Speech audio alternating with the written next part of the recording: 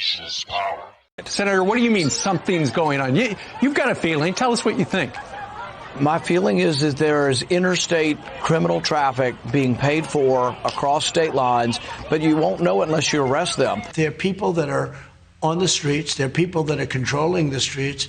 We had somebody get on a plane from a certain city this weekend, and in the plane, it was almost completely loaded with thugs wearing these dark uniforms, black uniforms with gear and this and that. They're on a plane.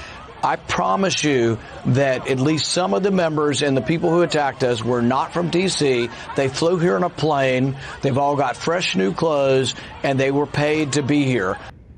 There has been a huge development, one of the biggest yet, in understanding who Antifa is, who set them up, who they work for, and what their end game will ultimately be. Now, we've known that George Soros, the Democratic Party, have been funding this group for over 20 years. And we got documents 3 years ago showing they were trying to trigger martial law in Maryland in 2015, working directly under Obama with Alexander Soros funding them. But now, a local investigative journalist in Portland, Oregon, has gone and discovered the secret Antifa base, complete with social distancing, a art display, privacy fence around it, porta potties, and even police protection. Then, by day, they shoot heroin and get drunk and listen to communist speeches online. And by night, they march out and burn buildings and shoot innocent people on the chest and engage in their criminal activity. And they're being protected by the Democratic Party. We're about to play this report where they actually try to attack him with a slingshot that is a deadly weapon. This is by Never Alone with Christ. And then we'll also, at the end of this report, show you my documentary film from the year 2000, Police State 2, The Takeover, where in Seattle, the government was housing Antifa in a private office building and residential building they commandeered from citizens. So this is the Democrats, and this is who's loading them on planes, and this is who's flying them around the country to D.C. and Kenosha and you name it. We've had Antifa attack our vehicle here in Austin. We had to buy an armored vehicle to even be able to go cover these demonstrations. And the blue city mayors order the police to stand down. And when they arrest these individuals for arson and stabbings and shootings, they are released, just like the shooter who just got killed by the feds yesterday when he pulled a gun on him. He just killed an innocent man a few days before on the streets of Portland, Oregon. So that's what this is. This is the army of the left. It's disgusting and dangerous. And Senator Paul is saying he wants to know who's behind it. They know it's being funded. Trump says powerful, shadowy, rich people are funding it. We know they are. If private citizens can find this and show you this, then you know the Pentagon and the police and the FBI know. The question is, why aren't they moving against a terrorist training camp here in America that has been identified, that believes in the destruction of our very country's existence, and that march through the streets all over the country shouting death to America and no borders, no walls, no USA at all. So this major base has been discovered. The man trying to document it politely was attacked with a deadly weapon, and other journalists have gone there now, and more is coming out of just how serious this situation is. This proves the Democratic Party is behind this organization and using taxpayer money to fund a secret Chop Chaz Antifa terrorist training organization. I'm Alex Jones, and this is the InfoWar.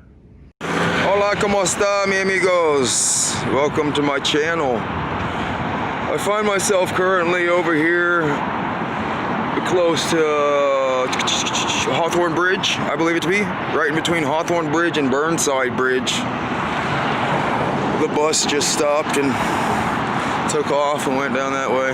But I've been wondering where this large crowd of agitators has been coming from for the last 90 days. And I think I discovered where such a large crowd of agitators can house themselves and stage themselves for such a long period of time and still be able to be so close to the center of action every single night. This is a war encampment. A number of these individuals have been sent to Kenosha, but this is a legitimate issue right here, I would say. This is funded by the city, and what it houses is absolute anarchists. People that refuse to conform and cause damage every single night and then get to come back and are housed and given money and protected under the same rights and liberties that they spit upon. They have this privacy fence right here. They say it's an art installation, actually. And so somebody was paid quite a bit of money. I will show you the sign here in a bit. Somebody was paid quite a bit of money to put this privacy fence in, and it supposedly connects this housing unit with the sky, the river, and the Willamette River that's just right over here, and the woodlands. So the one thing that you got to notice, see right here, individuals like this that try to stifle your free speech instantly. These are the type of people that cry about issues and then are the ones that are absolutely the cause of said issues. So what we have here is something that really needs to be addressed. I'm gonna go take a picture of the sign before I get stabbed or something by some sort of drug addict. All there is needles, needles, needles. It's disgusting. Right there, violent. That's the same violence that they show every single night. You guys do that every night, right? I knew it. Yep. This is where they house the rioters. This is where the rioters are housed. Yep. And they all look over there. Look at that look. That's a look of violence. Every single night. Oh, there's Trumpet Man. There's Trumpet Man right there. I knew it. This is where they house every single rioter. Okay, it's official. Housed by the city. No, I'm coming down, brother. You don't got to throw nothing at me. Hey, look at that. Man's about to shoot me with a slingshot. He's such a dumbass. Couldn't even hit a thing right in front of him. Continue on while I videotape this assault.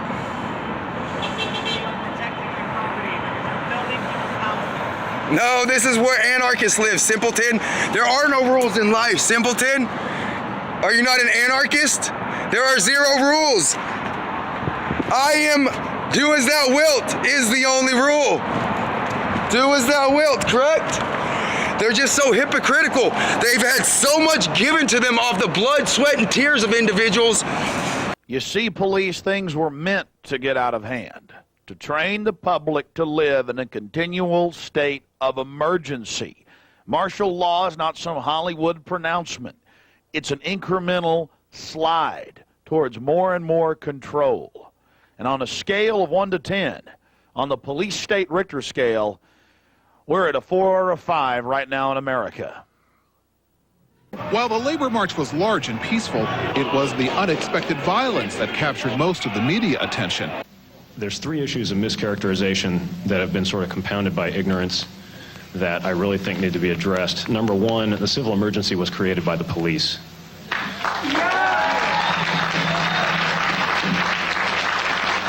The police did nothing but stand there until there was enough property damage, and then suddenly there was a civil emergency. I would want the City Council to look into the federal government's role in these events as well. These protesters were held at a FEMA installation at Sandpoint, and I'd like to know what happened to the foreign nationals who were arrested, and are they in trouble with the INS? Thank you. It just makes me furious. Building owner Wal Louie says he wanted police to arrest the demonstrators who occupied his 3-story building at the start of WTO meetings. He says they left a mess. We're just cleaning up the mess right now. There's some human waste up there that we haven't removed, and nobody wants to touch it. We'll try to find an outfit to do that.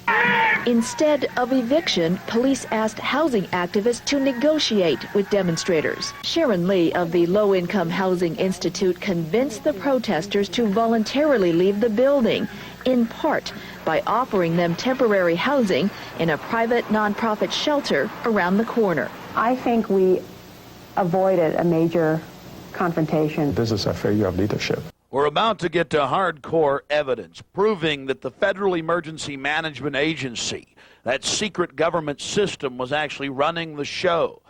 But first, even more evidence that the city was aiding and abetting the criminal anarchist.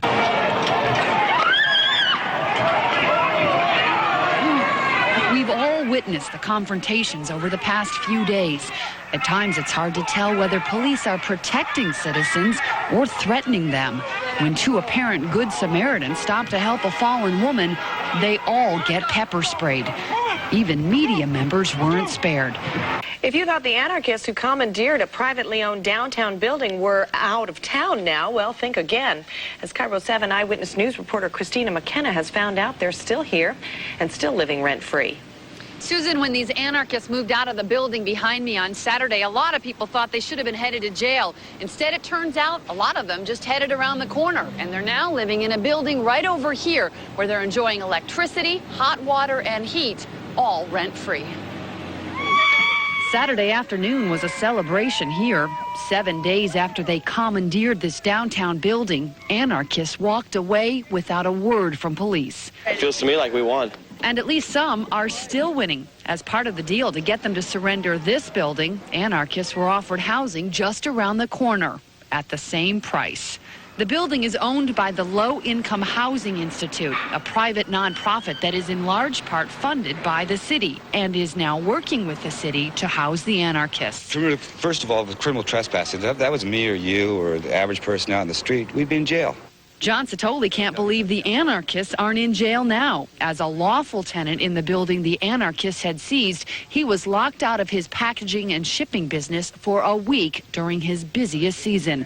Satoli can't believe he's now contemplating bankruptcy, and the people who put them there have paid no consequence at all. They walked away. They walked away, and the city of Seattle, low-income housing, moved them across the street on me and yours taxpayers' dollars. So why didn't the police department arrest the anarchists when they moved out of that building? Well, that's a question a lot of people are asking, especially since the West Precinct is just down the block. We asked the police department this weekend. We asked them again today. They still haven't returned our call with an answer.